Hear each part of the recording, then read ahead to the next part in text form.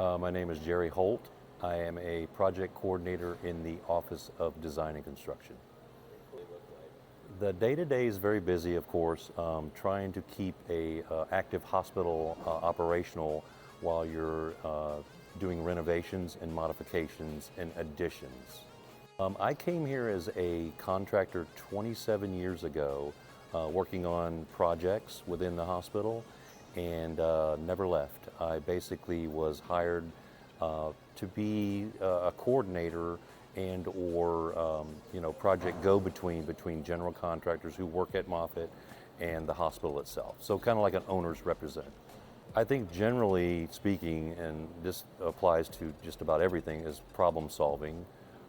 You have to have a background obviously in construction, and healthcare construction is much different than your generalized construction out in the industry, homes and residential type things. So a basic knowledge of all the systems that function within the hospital and how to keep those running during a renovation.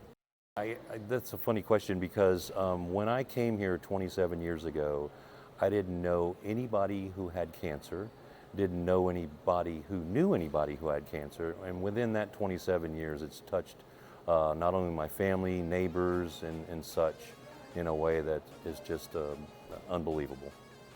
I think they all have different obstacles. The one I mentioned before briefly was building an operating room within an operating suite.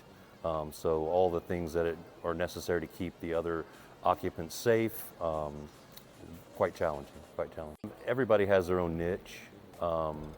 The one thing that I can tell you is I think that everyone you ask will tell you that they are well versed in healthcare, but what you'll find is very few are able to actually work in a healthcare environment.